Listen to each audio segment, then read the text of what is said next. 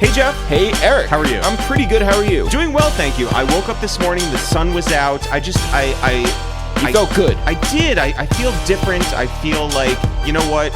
I have a better mental. I have a better focus and a better attitude about this. And maybe that's just today. Yeah, I woke up with "Don't worry, be happy" stuck in my head, which, listen, sure, let's do it. Let's not worry. Let's be happy. I think the shock of all of this has worn off for me. Yeah. And also the idea that I can only control what I can control. Yeah, for sure. And you just have to get through every day.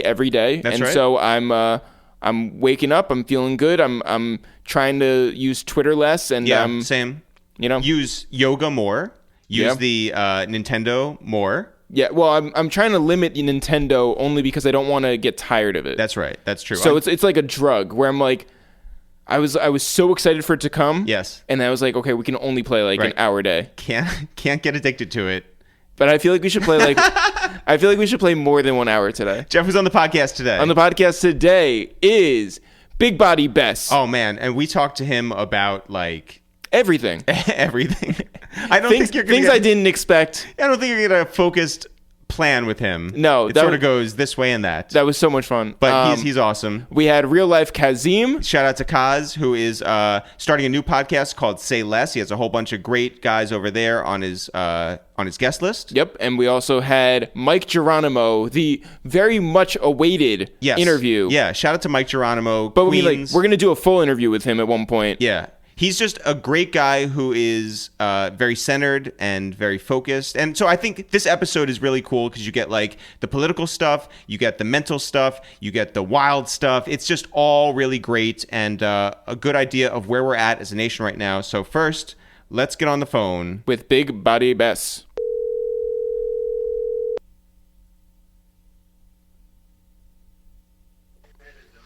Yo, Body. We're shaking. Yo, what's happening? How are you living these days? Man, I'm always living good, living free, man. I can't complain. Yo, okay, biggest question right now. You know that all the states have been yo, we got to lock down. That means that people can't go to certain businesses that are not essential, which includes barbershops. What are you doing to look fresh every day? I mean, at the end of the day, they didn't close every business, you know what I'm saying? As long as there's a lobby or a building, there's always going to be a business open, man. So you're not going to... All we need is a chair to cut some hair, man, You're not going to... I get my hair cut in the street. I get my hair cut in the train station. You're not going to take the clippers to yourself, though. No, I mean, I might do that. Yeah, I might just do that to myself. But I like to get my artwork done by somebody, registered, Yo, did you ever have anything Anthony Mason, carved into the side of your head like Anthony Mason? Yeah, I used to get 2 lines on the side of my head. I wouldn't get the full moon and nothing like that. I get 2 lines on my head, but like a racing stripe. I was more into getting cuts on my body. I mean, what, like Diesel? Nah. I'm into I'm into earning my scars. You know what I'm saying? Of course, yeah. Of course. I only want to be marked up if I earned it. I hear you. So, Body. What's going on with y'all, man? How's everything with y'all? How's it going? Everything's good. We're getting through every day. Yeah. I bought an NES. Yep. The Nintendo original. So we're living it up over here in quarantine, not seeing anybody. Nah, man, y'all some legends, man. We're gonna sit down and do the real interview, man. Yeah, for sure. Oh man, that hour and a half is gonna be legendary. Oh, we're gonna make that movie. Believe me, man. A lot of things gonna be discussed. All facts. Yep. A lot of situations. We're here for it. But Body, we understand that recently you were hanging out with our guy Jay Worthy. You were hanging out with Fraud. You guys were French. Yep. You guys were in the studio working. What? Oh, that's a fact. Yeah, Fraud is my brother for life, man. You already know what that is, man. So what are we? Man, right there, you already know, man. I will invent violence for him, man. I will come up with new forms of violence for that man. What are we looking forward to, though? though? My life. What's the best? Jay Worthy too, man, is a good brother right there, man. We making some hits out there. Great dude. We got some heat on the way, man. I got this body language all ready to go. Everything is ready. It got pushed back a little bit because of this, but it's coming out in April. It's going to be a movie, man. I got so many situations on the table, man. We got a podcast coming. Oh, shit. What's the name of the podcast? Situation, man. It's all life. We got the building with Body. It's cool. We got crazy situations coming, man. This is a lot of information. I also want to say for real, man, free Tax Stone. Oh, yeah, That's my brother definitely. for life, man. Definitely. Without him, a lot of things were going on, man. I I just want to say that, you know what I mean? Because shit is crazy right now, but he be home soon. Yeah, how is he doing? Have you talked? I mean, how often do you talk to him? All the time, man. He's doing great, man. Let me tell you this, man. My man right now, you know, his freedom was taken from him, but he's still free. A lot of y'all out there, y'all in jail, but y'all free, if you know what I mean. Yep. Yeah, I remember him like coming on our thing, and he was like, I love it in there. The things he's going through, man. He still makes sure to call me all the time. Make sure I'm doing good, man. Keep pushing me, motivating me. Yo, how much? There's a lot of things behind the scenes, man. People don't know about, you know. Buddy, how much do you appreciate the people who, even before everyone was locked down for the coronavirus and all that, the people who would just reach out on a regular day to check in on you? I mean, I gotta be honest with you. I got a lot of good people behind me. You know what I mean? Like, I appreciate everybody who calls in because people know my life is hectic, man. Like, I don't put my life out there all the time. You know what I'm saying? Like, you know how I move strategic, brother. You know what I'm saying? I can't put my whole life on Instagram and Twitter and all that. You know what I mean? People know what it is, man. We just move that we got to move. But at the end of the day, people that fuck with me generally know what it is. Like, if you could call Body your people, your friend, you know I'm rough at the end of the day, man. If you could really fuck with me, then you know you're built for that. And if I fuck with you, you know what it is, man. It's forever. That's super dope. There's nothing I won't do for my peoples, man. You know what it is, man. Like, it's bigger than entertainment. It's bigger than anything, man. It's life, you know? What is your weapon of choice in the board game Clue? The what? The board game Clue. Ah, man. I never played Clue, man. But What? Nah, I never played Clue, man, because I don't like those type of games, man. It's just like clues, evidence, DNA, things like that. I don't know. I stay away from that shit, man. Wait, so you're saying that Body doesn't play games? That's what you're saying? Yeah, like, I mean, I don't, you know what I'm saying? Like, I might, you know, I played Candyland before. You know what I'm saying? But I was, you know, like, this is what I'm saying. Like, they had bad board games. I was in a lot of detention centers and, like, juvenile places, man. Like, I don't like board games, you know, like, I don't like books with more than 30 pages in them. So what do you do during your downtime? What are you doing now? Are you watching a lot of TV, a lot of Netflix? Nah, I'm still outside. I just move small. Like, I'm saying, I'm going outside, but I'm not going to be in large groups. Like, if I'm like 40 deep or 30 deep in the street, we walk in pairs of twos. Yeah. So everybody that we walk in size order. So where do you fall in size order? Is there someone who is like, you know, just if like... I fall, somebody catches me. No. Who's the most gigantic person in your crew? I mean, I can't say his name, but he's like 6'8", 6'9". God damn. Oh, is he like 6'9"? Who is the smallest person? We don't say his name. We just make noises. And he speaks in Spanish noises. Who's the smallest person in your crew? The smallest person? He's like probably 6'3". Oh, shit. Oh, so that's like everybody's big. He got a big. good heart, though. No, you're all like football he makes bad sized. decisions, but he got a good heart. You're all football team sized. Yeah, you know what it is, though? Because we grew up in the 90s, man, when all the hormones was in the food, you know what I mean? Before everything was like, you don't know, good for you. You're not taking creatine or shit that like just will like disappear when you don't have water, right? Nah, hell no. I'm only fuck with high fructose corn syrup. Has the coronavirus changed your diet whatsoever? Nah, I ain't gonna lie. I've been working out, though. I've been on my shit. I dropped 36 pounds. Wow. 36. I'm lifting weights. I've been on my shit again, man. I'm back on it, man. What are you preparing for the new release? No, for the apocalypse. I'm preparing for more success, man. I hear you. You gotta prepare for more success. Listen, you know, as life goes on and as, you know, I invest in more jewelry and leather and expensive denim, I have to prepare myself. The body has to be a weapon, whether it's a weapon for love or a weapon for war. Or a weapon for Clue. Who has what the fuck is up with you and these board games, man? Love a good board game. That Clue fucking money, man. By the way, this is sponsored by Battleship. That's right. Yeah. Clue, new shit. Wait, who has better leathers, you or K-Slay? Oh, I mean, I gotta say we both have different leathers. I can't say whose is better. Yeah. My man always has a good leather game and always a good length on the leather. We don't do belly jackets. Wait, what was your favorite DJ drop growing up? The who? What was your favorite DJ drop growing up? I gotta be honest with you. I love that Clue shit, man. Clue had the good freestyles, the good drop. He had the Cluminati. Yeah, and it was just Clue, and then it was like right to the track. It wasn't like 100,000 things and try to act tough and try to promote, you know, like Diet Gatorade and all that. Body, if you guys run into two people who are both wearing 8-ball jackets, what do you do? gotta see who has the better fucking work. You know what it is. Come on, man. At the end of the day, it's like, listen, I gotta explain something to you, man, because this is real shit. Yeah. There's a lot of people out there. You could buy the gear. You could get the haircut. You could get the gold chain. You could get all the accessories, but it doesn't have the same nostalgia behind it. You feel me? Yep. Yeah. It's like this. It's like, let me break it down like this. It's like if Bill Gates goes and buys a Rolex, a presidential, and that's cool. But I'm gonna still respect it. But if my man Flacco from up the block goes and gets it, and he's on the corner with it, that shit means so much more. Because I know when they struggle and there was something behind getting that. You understand? Yeah. It's different. It's like people out here, like, they go and they shoot their videos in the hood they're not from. Right. In front of projects that they don't belong in. Yep. And they're throwing up these imaginary gang signs, and it's like, they're trying to play the part. I understand that, when it's picture time, you get awkward and you don't know what to do with your hands. So you think you have to throw up a sign. Right. But that's going to get you caught up. Yeah. And you're going to influence a kid from Nebraska to do that, and he's going to have an issue. You know what I'm saying? So, like, my whole thing is this, man. Like, appreciate art. You don't have to imitate it all the time. You feel me? Just be you. Just be yourself, man. It's like sometimes it's like, listen, not everybody could be the boss, man.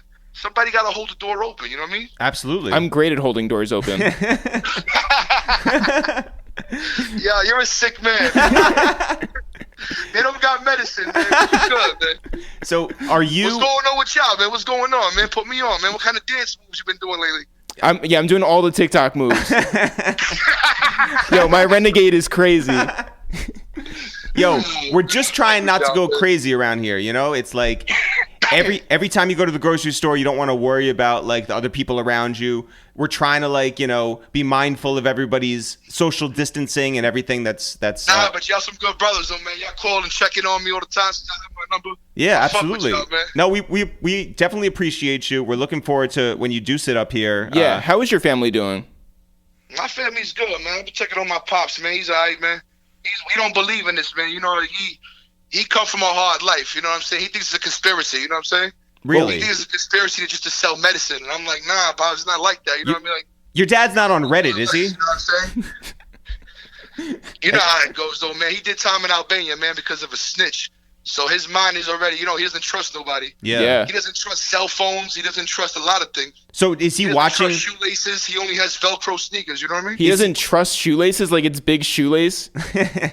You know what I mean? He didn't have shoes until he was like a grown man, so he's still iffy about them, Does he watch like cable news? Is he all like fixated on that? He's all about CNN and Al Jazeera. Yeah. You know what I'm saying? Like that's what he's all about. And where's your? You know what it is though? Like I come from an immigrant family. Like most immigrant families always have a stack of blankets in the living room.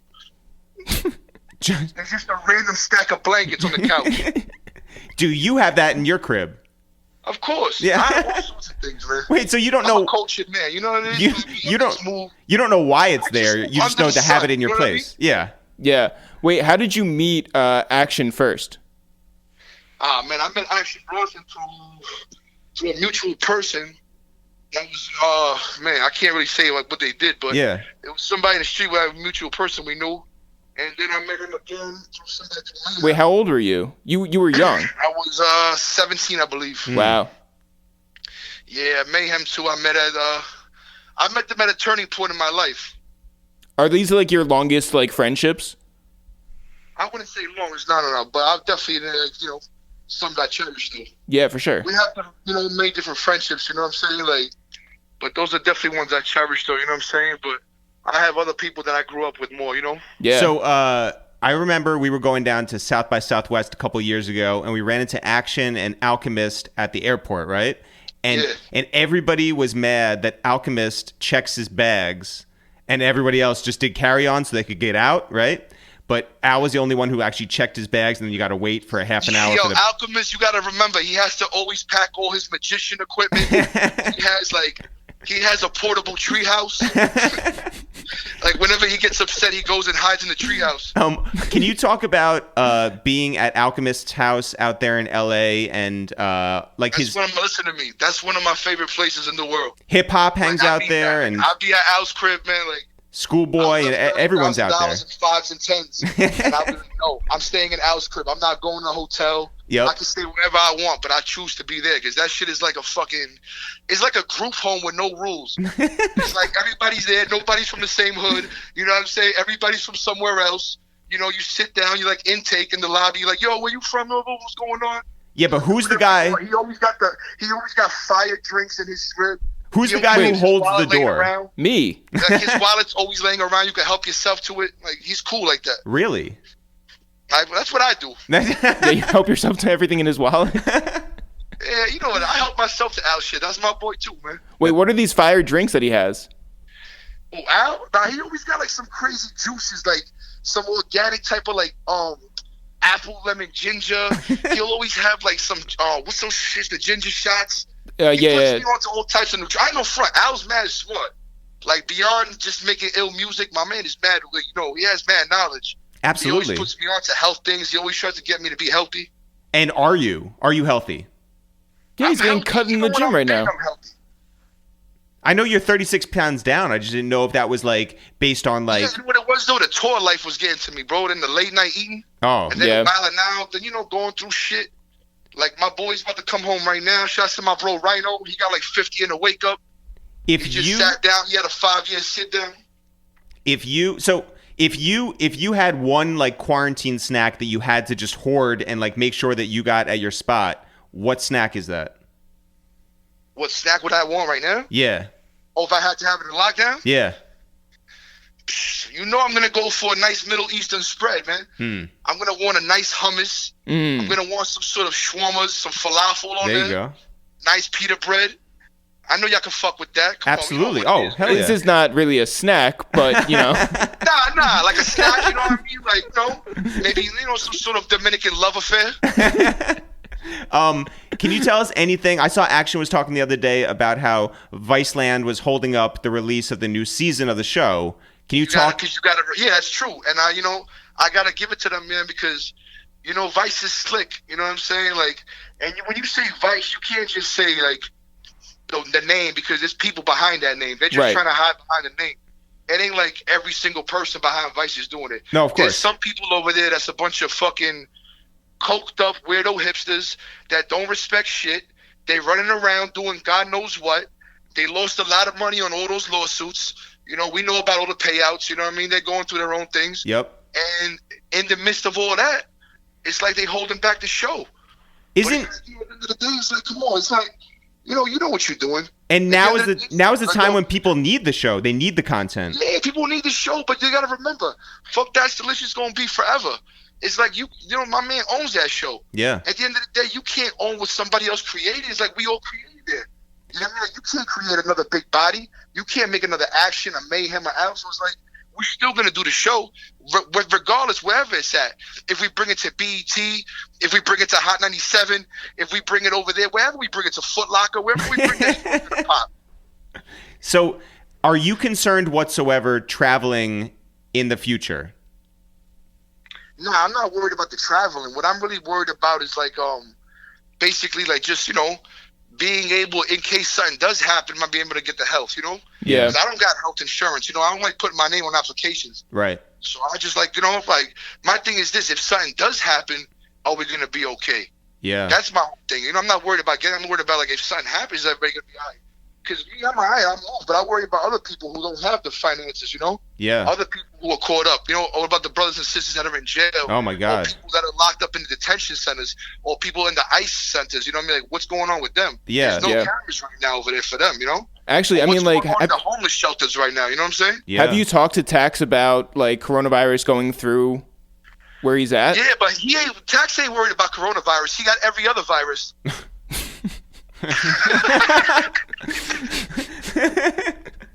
Oh man! Shout out to Tax Stone. I told him about those toilet seats at AutoZone, man.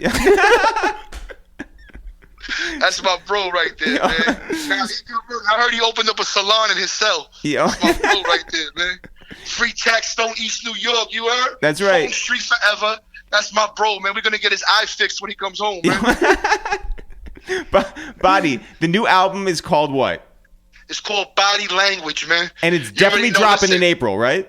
It's definitely dropping in April. It's got 6 tracks. It's that, you know what it is, man. It's that 3 a.m. music, the after-hour Latin activities, big body. You know what I'm bringing, man. You know what I do.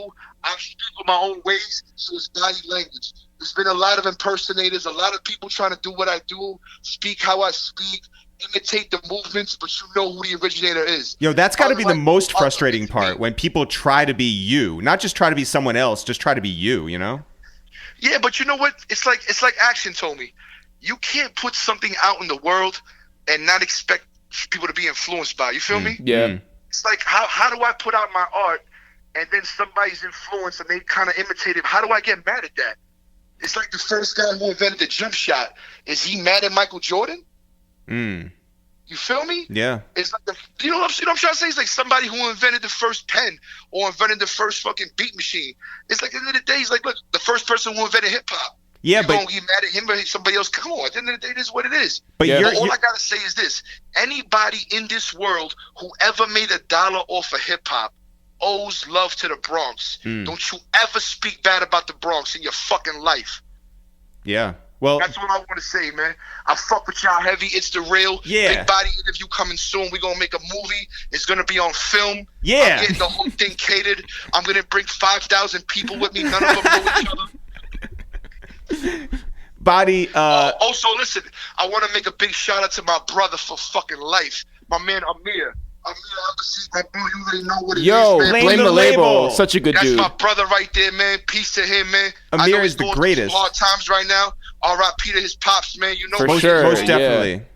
You know we fucking love you, you know what it is. Wait, by the way, before you leave, you have to make me one promise. I need you to do an R&B remix of Body Language with Trey Songz. Wow. Oh, that's crazy you said that, because I do got an R&B remix coming out with a whole bunch of tape. Oh, shit. Tape of it, yeah, it's called Yo, that's crazy you said that. Yo, same mind state right now. Yeah, I'm on that. Yeah, it's called Body and Blues. Oh, shit. It's be a B&B instead of took the R out. It's just B&B. Yo, Body, stay healthy, stay safe out there. Keep marching in sets of 2s, you know? And we'll be talking to you soon. We'll be checking in on you soon. We love you, Body. Take care, all right? I appreciate y'all, man. God bless Terror Squad, man. All right, take care. Tony Sunshine. All right, let's try Kaz. Sort of anticlimactic when he doesn't pick up on the first ring. Hello? Kaz! Hey, what's going on, guys? What's happening? How are you? I'm doing okay. How you guys doing? How you guys holding up? We're hanging in there, you know? We've gotten to the point now where we're doing we're moving the table out of the living room and doing full-on yoga off our television. Lovely. Lovely. Listen, I've gotten really into the home workouts, the yoga. Good. I haven't tried it yet, but you know. Well, you just like the idea of it? Yeah, your Yoga's mental good. is there. Oh, yeah. So, Kaz, as everybody in the world knows, you are a huge, if not the biggest, WWE fan. Are you on board with WrestleMania still happening? Is it still happening? Yes. Yes, I'm 1,000% on board. WrestleMania is still happening. Not just because I really believe people need that distraction, and they need to be able to just watch something, because everything in the world right now is just so damn depressing and terrible. I know every time I watch Raw and SmackDown and NXT and even AEW that is still going on throughout this pandemic with empty crowds, I'm still finding myself enjoying it because I just need something. And if there's anything that the WWE does, is that they always step up when the world needs some sort of entertainment, or where they need, something to, really get people's minds off of what's going on in the world. And I think right now is their biggest challenge to date in putting on their biggest show of the year without a crowd, and just being creative enough to keep it interesting, keep it fun. So, well, yeah. How do they show off or talk like they would to a crowd of 20,000 people, but with no one there? Yeah, I mean, it's weird. So, if you've been watching the TV or watching like Raw or SmackDown, We haven't, no. This Yeah. past week, I know you haven't. But I mean, in a weird way, there's a new way that I can kind of enjoy the show now because, a big part of pro wrestling isn't just the action, it's the promos. It's, people, talking shit back and forth to each other. And without the distraction of, a rowdy crowd or doing chants or being able to get cheered, a lot of the stories have been able to progress even better. Just so, you can kind of see just how good these guys are at speaking. And So you're saying that the crowd was holding it back the entire time? Not the entire time. But I think there's a small part. I always say the worst part about wrestling is wrestling fans because they're a lot of times they try Eric is talking about us. to the show to get themselves Big over. wrestleheads that we are. And exactly. But just as a fan of storytelling and a fan of original content, it's almost like without the distraction of other people, it's just one-on-one, people just sharing dialogue with one another. Kaz, And in that sense, you were a writer for WWE for a good part of a year, and you, if you were in the situation now, Yeah, pitch us 5 storylines. would you have any of the promo be Corona involved? Like, would a threat be like, I'll take masks away from you? Or, No, you have to beat up coronavirus. Hit it with a chair. I would not touch that at all, man. I think people tune into the product to get away from the real world, and the more that you involve real world stuff that are affecting people that could be watching the show, I think it could get a little tacky and it could get a little it could get whack, and I don't think anybody wants to enjoy that. So, not totally mad at them doing that, but if I were to involve a coronavirus storyline, I would go up to there's a lot of old wrestlers out there. It's like your Goldberg, your Undertakers, like guys that are still wrestling, guys that are going to be performing at WrestleMania that are pushing closer to 60 at this point. So, I mean, I wouldn't be mad if somebody came up to and just do a fake cough on somebody's neck or somebody. Oh, God. Oh, that's dark. Yeah, wait. Hey, listen. Wrestling's dark sometimes, man. I like that Kaz this entire time is like, we want to keep things light, want to keep things fun. No. How did you feel? Life, absolutely, yes. How did you feel when Peter Rosenberg made the heel move and returned back to WWE? Or is that a face move? You know what? I think it was a good babyface move. I love Pete. I think Pete's one of those guys that when you talk about people who really helped get pro wrestling a lot of mainstream appeal. Clearly, he's not The Rock or Stone Cold Steve Austin or any of these guys that people know about pro wrestling, but he's used his outlets like with Hot 97 and with ESPN to, really help legitimize professional wrestlers and sports entertainers for lots of people. I know a lot of people who listen to Hot 97 and be like, oh shit, Ric Flair's on the show? Like, oh, I know Ric Flair. Like, oh shit, I know this guy, and he's done that a lot, and he's done that for a long time. So, well, all right. So the company recognizes his efforts and brought him back on is a testament to what he does. What do you have at home now way too much of, and what do you really need right now? Oh my God, I have way too many snacks. Dude, I've ran through so many golden Oreo cereals. I've ran through so many cold cuts. I ran through so many spicy nacho Doritos. Wait, golden Oreo cereal? Yo, golden Oreo cereal, not golden cereal, golden O's cereal, I think.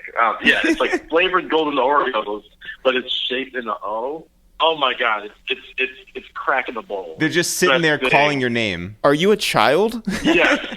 Actually, I have a bowl right in front of me. I just finished recording for the New York Post. I just finished doing Big Apple Buckets a few minutes ago, and I was about to grab some breakfast. So I was like, fuck, I gotta do Jeff and Eric real fast. But that bowl was calling me. Yeah. That bowl was absolutely calling me. And what are you most in need of right now? People. Yeah, well, yeah. I just didn't realize how much I miss people. You know what I mean? I enjoy my solitude. I enjoy being home a lot. I've become much more of a homebody in the latter years of my life. What? Latter years of my life. Yeah, but, Jesus, like what?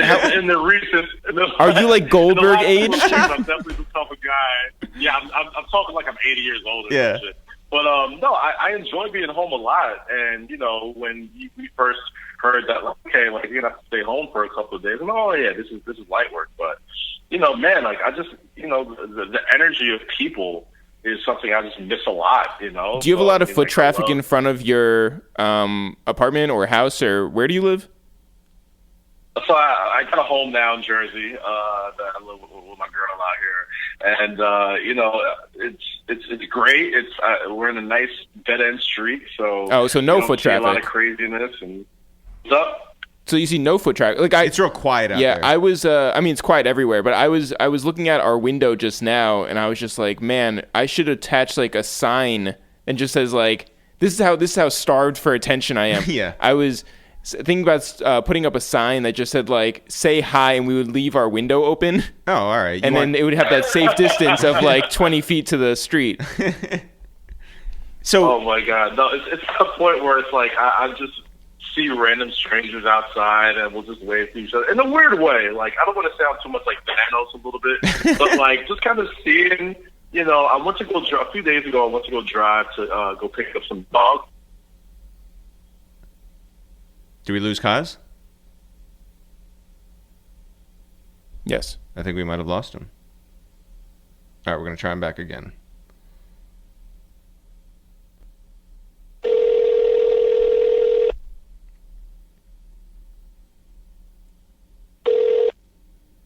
Hello? Yo, that was like the biggest cliffhanger ever. You went for a drive and nothing. Oh, my bad, guy. So I went for a drive to go pick up some dog food, and I'm on Route 5 on the highway, and I'll never forget it. Like, I had to stop in the middle of the highway to a school of geese cross the street. Like, and this is just like a regular, like, street. This is like one of the busiest roads in New Jersey. And I don't think I can tell you the last time I just seen a school of geese cross the street, like in a fairy tale book or something like that, like Aesop's Fables or something. So, and I'm just like, wow, like nature's kind of coming back. People are quieter. Everyone's like really nice and trying to like get through this whole thing together and be really thoughtful. So like, without the dread of what's eventually going to happen. Yeah, I mean, it does sound like the first episode of The Sopranos. Like, I'm very worried about where this goes.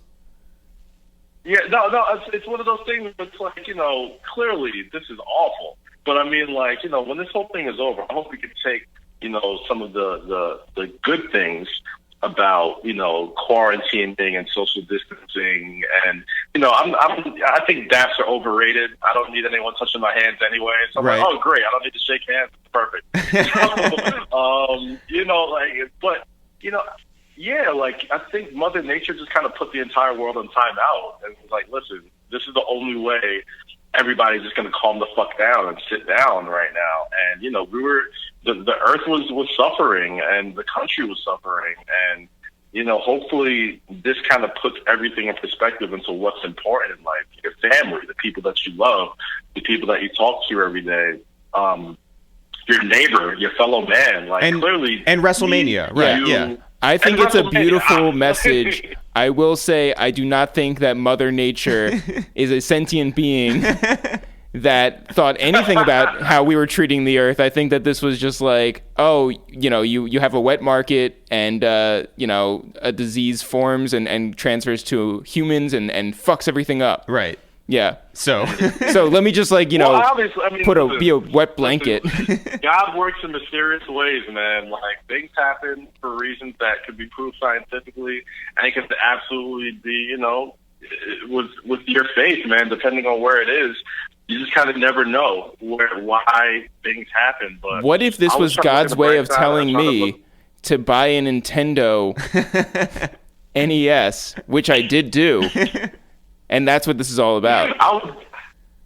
You know what? You're living life good, because I would give everything to have like a Nintendo 64 right now. Ooh. Oh, same. Play, yeah. Super Mario 64, Star Fox. Yo, GoldenEye. Yeah, GoldenEye is the move. I would kill for some GoldenEye right now. Like slappers only. These new video games don't have the soul that we grew up with, man. Like, I need some cheesy graphics. I need, like, Pierce Brosnan to have those, like, blocked out triangle-shaped faces that he had. Yeah, and I remember seeing that as a teenager and be like, oh, my God, it looks so real. Like, it's great. Wait, by the way, speaking of slappers only, you say that Madonna has none. Zero. Never a good song. Not one. Okay. And trust me, I've heard every argument. I've heard, oh, what about this? No, not a single one. I don't think nobody in the history of ever has been driving in the car and Madonna comes on and they're like, yo, turn that Madonna up. Yo. Like, That's factually incorrect. What do you mean nobody ever? It's a lie. You're lying to yourself. You sit on a throne of lies. Kaz, Both do. Hell no. Before we let you go, you have a new podcast that's called Say Less. Talk about Say Less. Yeah, Say Less is just, I just recently left Flagrant 2, and I wanted to do something that kind of like spoke more to my soul. And Say Less is more of a podcast that has me, talking with people that I just admire. And yes, it's sports leaning, it's music leaning, but at the end of the day, these are just people that I just really admire. I love to hear their stories, I love to hear where they come from. And we're putting it out one every day until this quarantine is over. And then, I had plans initially to shoot it in the studio and, have this whole live stream set up ready to take place. It was really dope, but obviously that's been put on hold. But until then, we'll be doing daily interviews, about 30 minutes to an hour every day. So far, we've had Van Lathan from The Ringer, Roz Gold on Woody from First Take. We had Beat Out on today's episode. We got Rosenberg on tomorrow's episode. My guy Swerve Scott from NXT and WWE is on the show. And, it's getting fun. It's getting fun. And in a weird way, it's definitely helped, and it's been very therapeutic with all this downtime that I've had. So hope you guys subscribe to it. It's on Apple, Spotify, Stitcher, wherever you can get podcasts. Well, right on. Kaz, stay safe, stay healthy, stay creative, stay home. And stay eating those golden Oreos. Which sound disgusting. Absolutely. Love you guys. I love you too. You. We'll take care. Soon, bro. Sounds good. Stay safe, guys. Love you. All right, peace. All right, now we're going to go back to Queens, and let's see if we can get... I almost typed Queens into the phone. I saw that. I was like, what is going on? Are we calling Queen Latifah? Mic Geronimo on the phone. This is long awaited. This is much anticipated. Hello? Mic Geronimo! Who's this, my guy? Mike, do you pick up every phone call with that type of energy? Uh-huh. Wait, hold on. My kids are like, one sec. Okay, go. Say it again, bro. I was saying, well, first of all, shout out to you. I was looking at your Instagram earlier, and you are very involved, not only in your kids just full time, but especially now that they're at home. How has life changed for you on a day-to-day basis, having them around?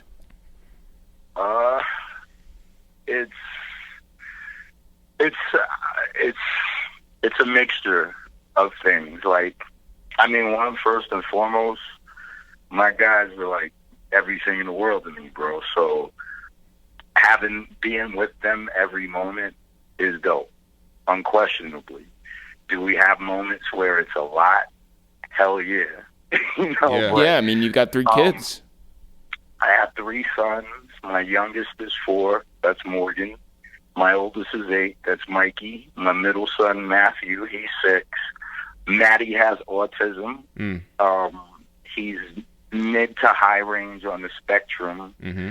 So that presents a whole different set of challenges, bro. But all in all, I'm just appreciative every day that, like I wake up, I put my lips on everyone's forehead. Mm-hmm. My wife does the same.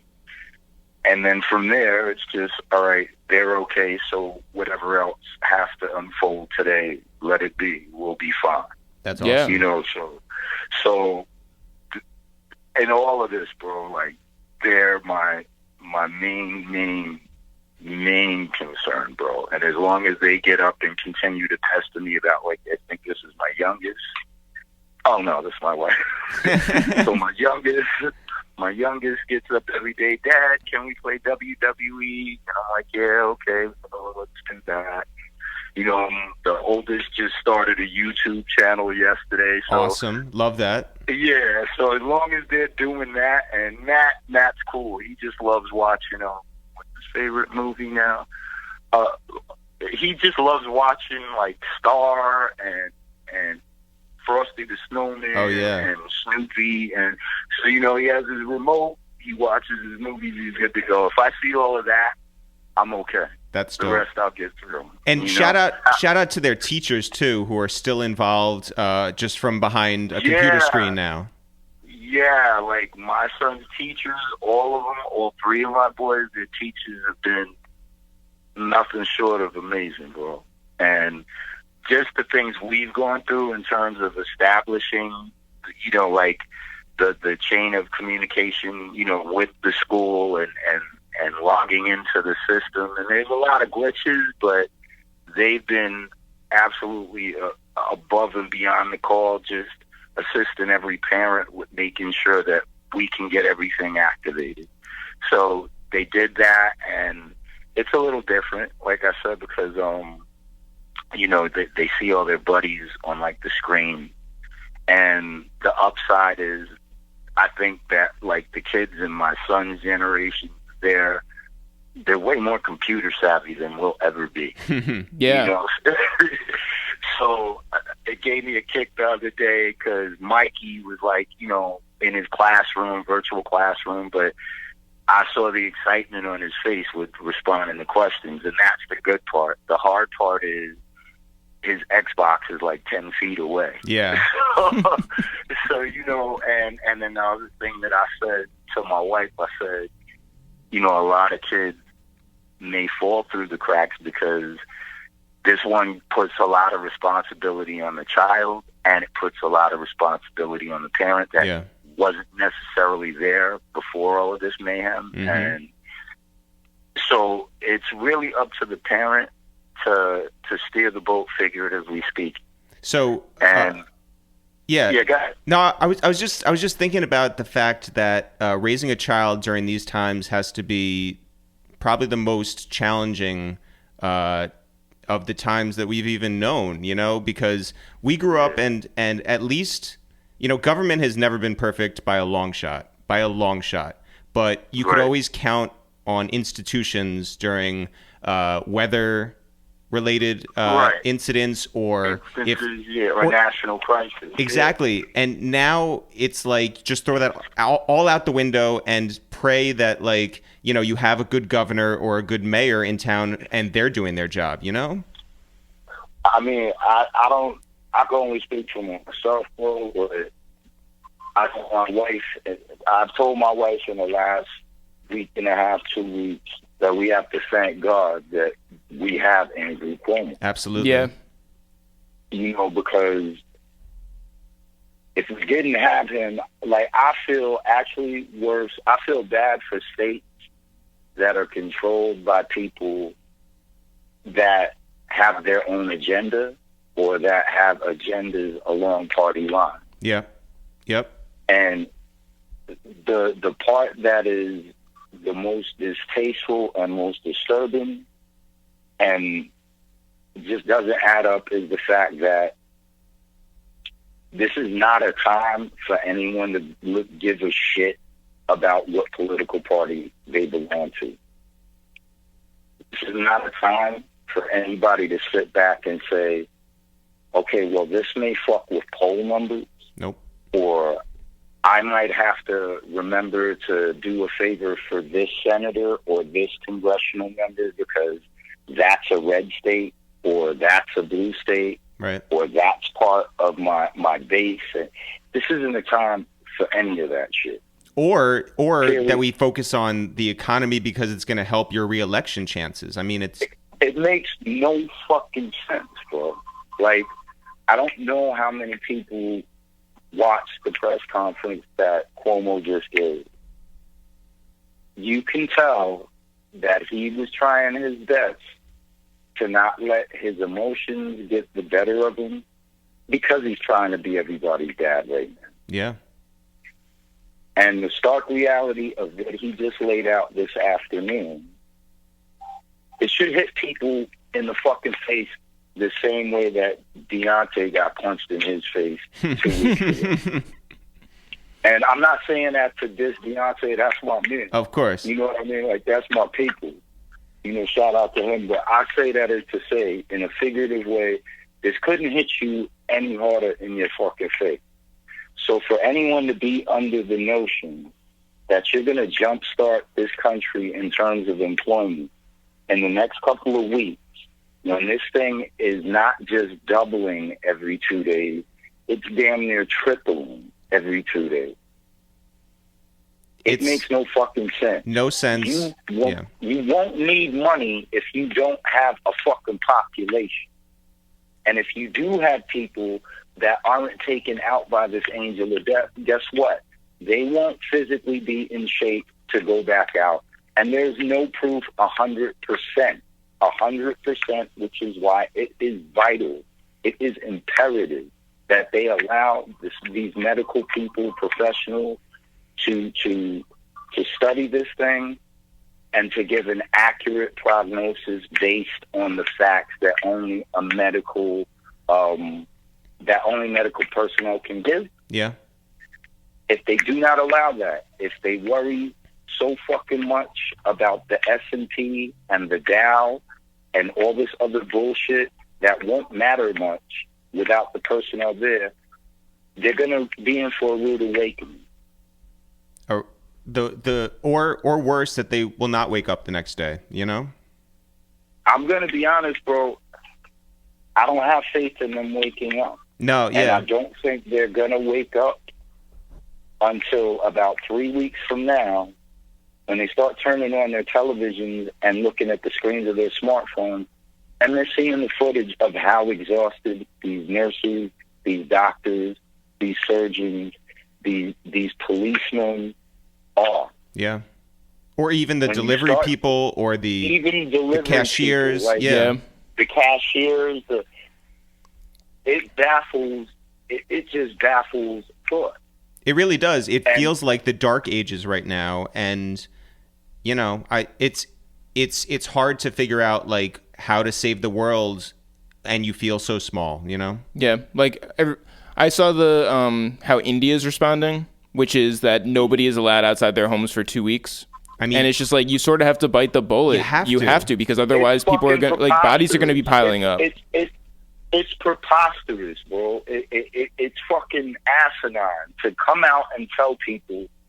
I have some sort of a magic crystal ball that tells me in 2 fucking weeks we'll all have a herd immunity and we'll all be able to go back to fucking work because this lieutenant governor in Texas. Oh my God! Fuck him.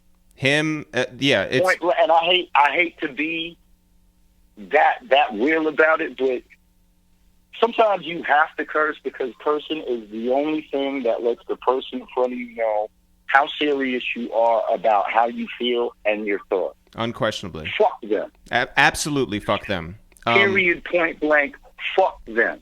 How's your mental state overall, like just being indoors, being away from everyday life right now? Mm-hmm. I'm cool, bro, because ironically enough, before all of this started, I actually been in my house for 3 months. Is that because your leg? Yeah, I had a knee injury. It wasn't severe, like thank God it wasn't my ACL, but it was enough where I had to be off my feet whether I liked it or not. Yeah. So I literally have been in my house with the exception of going to physical therapy and my doctor. Like I've been in my house since the week after moving. Man. Wait, how's your leg now? Yeah, so, pardon? What'd you say, bro? How is your leg now? It's good. It's good. Like that. Personally, that's a bright spot. Like, you know, I got a couple of months still before I'm able to fully walk without crutches. But the good part is the surgery that they're suggesting for me is it's kind of optional. It's not a necessity. So it's just about letting my leg mend on its own. So I'm okay. That's good. I'm okay on that. And it gets stronger every day, so I'm fine, bro. I appreciate it. I do want to ask a couple questions. We had Mike Shinoda from Linkin Park on yesterday. We had A-Track and Dave One from Chromeo on, and everybody was like, I'm a huge Linkin Park fan, so yeah. just hearing Mike Shinoda makes me be like, yo, go ahead. But like, I want to know, because all three of those guys, by the way, independent of knowing that you were, scheduled to come on the podcast today, all three of those guys mentioned you. And we were like, yo, that's crazy. Something's in the air. What? Yeah, I swear to God. Like, it wasn't like we were just like giving up our entire like guest list. Like each of them mentioned you independently. Wow. I don't even know what to say to that. They were all, listen. I appreciate it, bro. They were all singing your praises. I know that you've been in this game for a minute, so I just want to know, like, who gave you the best advice of your life? Who gave me the best advice in my life? And what it was, is that what you said? Yeah, who?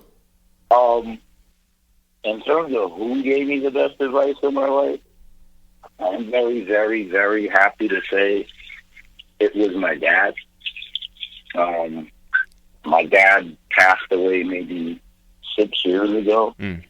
But I think the best piece of advice that I ever got was my dad would always tell me and my brother, and just to give a quick background on my dad was a New York City cop.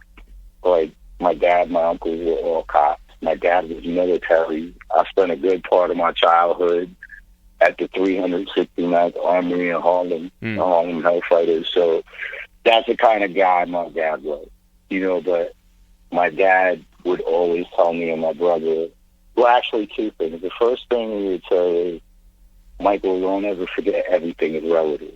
And when I got older, I asked, I was like, what do you mean by that? And my dad would say, don't ever think that what happens here doesn't have a part to do with what happens there.